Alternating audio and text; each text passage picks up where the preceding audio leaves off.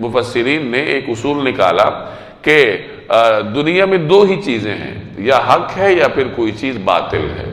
یا تو کوئی چیز درست ہوگی، اگر وہ درست نہیں ہے تو پھر وہ باطل ہوگی، وہ غلط ہوگی، درمیان کا درجہ نہیں ہے۔ لیکن یہ بھی سمجھ لیجئے کہ اس کا تعلق عقائد سے ہے۔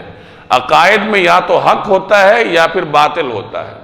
ایک آدمی عقیدہ توحید کا قائل ہے تو وہ حق پر ہے، ایک آدمی شرک کرتا ہے تو وہ باطل پر ہے۔ یا تو آدمی حق پر ہوگا یا باطل پر ہوگا، درمیان کا راستہ نہیں ہے۔ لیکن جہاں تک تعلق ہے فروعی معاملات کا، جزیات کا، تو جن کا تعلق اجتہادات سے ہوتا ہے تو ان میں حق اور باطل کا سوال بعض اوقات نہیں ہوتا۔ جیسے مختلف طریقوں سے لوگ نماز پڑھتے ہیں، کوئی رفع یدین کر کے پڑھتا ہے، کوئی رفع یدین نہیں کر کے پڑھتا، چونکہ ان تمام کا تعلق احادیث سے ہے۔ اسی طرح اور بہت سارے فروعی اختلافات ہیں اعمال میں، تو ان میں خوب سمجھ لیجئے کہ ان میں معیار حق اور باطل کا نہیں ہے۔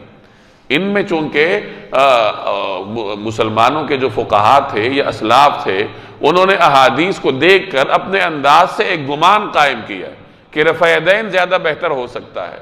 دوسروں نے گمان قائم کیا کہ چونکہ رسول اللہ صلی اللہ علیہ وسلم نے ان مواقع پر رفع یدین نہیں بھی فرمائی تو رفع یدین نہ کرنا بہتر ہو سکتا ہے، تو ان کا تعلق چونکہ گمان پر ہے تو وہاں حق اور باطل کا سوال نہیں ہوتا۔ وہاں یہ ہوگا کہ میں جس پہ عمل کر رہا ہوں وہ زیادہ درست ہے، آپ کا بھی عمل درست ہو سکتا ہے، اور آپ بھی یہی کہیں گے کہ میں جو عمل کر رہا ہوں وہ زیادہ درست ہے، البتہ تمہارا بھی درست ہو سکتا ہے، درست ہونے کا امکان ہے۔ تو یہ چیز سمجھ لیجیے، ہمارے ہاں لوگوں کو اختلاف کرنے کا ادب بھی نہیں معلوم ہوتا۔